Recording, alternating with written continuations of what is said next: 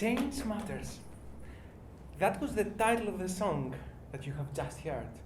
It was a song that was written from children, from primary school children, who came along to St. Columba's Hospice to work on an intergenerational project between their school community and the community of the hospice, where I work as the arts lead.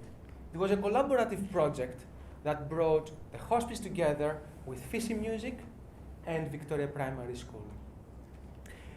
And in that space of bringing different generations together, interesting things happen.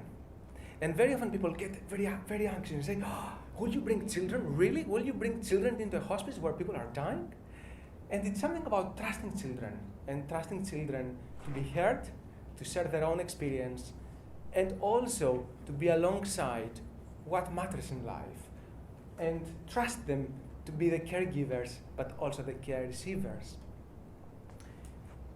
In that project, what was very important is that we didn't think only of the group of the 10 children who came to hospice, but we thought of the whole school community.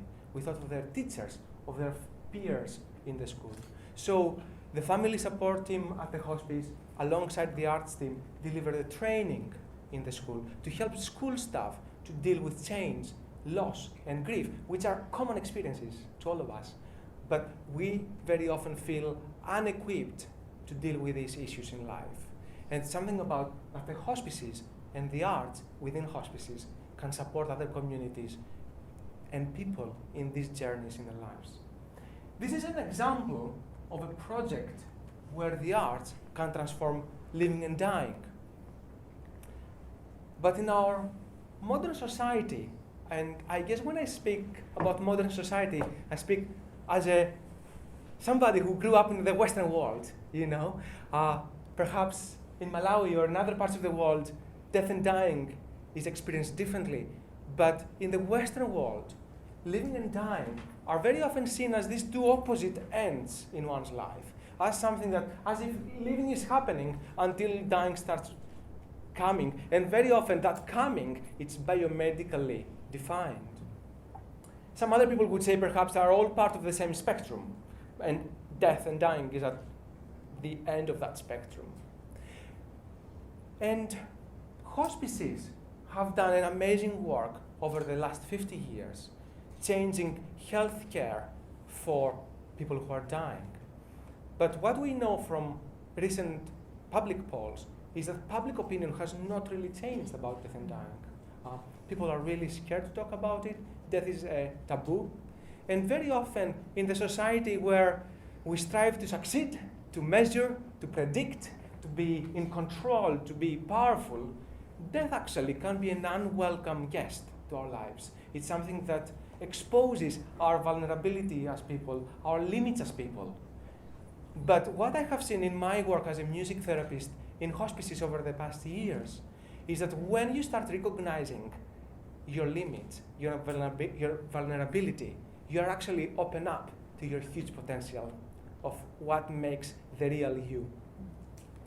Barbara Monroe, who used to be the chief executive of St. Christopher's Hospice in southeast London, where I used to work in the past, she was saying that one of the tragic consequences of our death-denying culture is that just when people need our social support, the world often retreats them in embarrassment, anxiety, and dismay, creating a kind of social death long before physical demise occurs.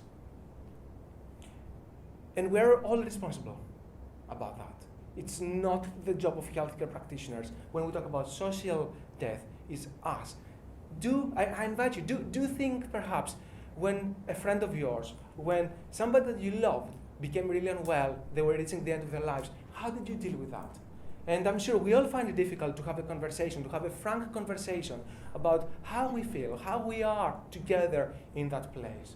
But it is when we open that space that we can be different, that we can be a fuller entity within and between each other. So, as hospices and the society hopefully recognizes that urgent need for us to change our attitudes towards death and dying, we come to realize that we need to start reimagining hospice care. And as I say, hospice care has done amazing things over the past years, but there's such a huge potential. And I believe, from my own experience working as a music therapist and the arts lead at St. Columba's, is that the arts can be a fantastic catalyst for us to start reimagining who we could be, who we're becoming constantly. And part of that is to look, if you like, these spectrums from specialist to everyday environments, from private to public environments. And care for the dying, and not only for the dying, if I may say, actually, very often is perceived as it needs to happen within private and specialist environments by specialist professionals. And yes, that's true. Sometimes that is necessary. But we have a responsibility to look at the person in their natural context of living and dying. And the hospices, I think, have a fantastic possibility in taking care into people's everyday life and in the community settings where they naturally live and they should naturally die. This is an artwork. It was created a few months ago. It was a woman who was admitted at the hospice for end-of-life care. She started working on this big white canvas and started building it up with plaster. And you could see there's a direction going up. She became ill and she died, and that piece of art was left unfinished. And I think there is something very powerful in that image, which is actually portrayed at the moment at St. Columba's Hospice. And it shows that kind of white canvas, if you like, of that potential, of what it could become, what it could be. But also it shows the power of the arts, of articulating things that are difficult to articulate verbally, perhaps. But also shows that unfinished business matters. And very often we are very concerned about completing things, about having things in full. But what if we stay calm in the midst of change in life, and we can embrace things that can be unfinished, things that can still have questions within them, and the arts can contain them in a very creative way. And as you heard in that song, we say change matters.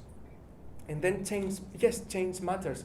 But I don't know if your children, if the hospice patients who work together could have articulated these experiences, which are shared experiences, everybody coming to them from their own life experience, of course. I don't know if that song format was not there, whether this experience could have been communicated in that way. So in the hospice, what we do is this opening up to the everyday life and also what communities can bring is that we open our doors. In Greek, we say philoxenia.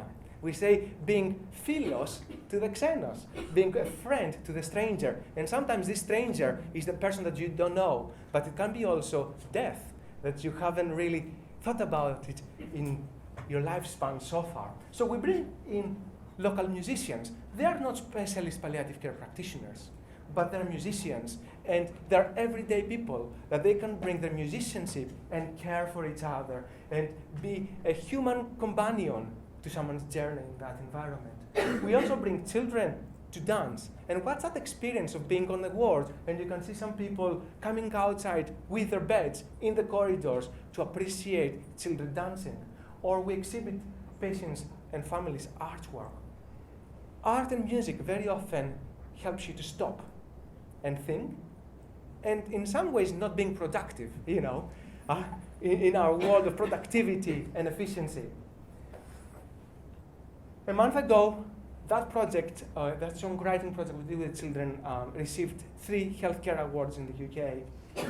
For me, the most important one was it was the patient's choice.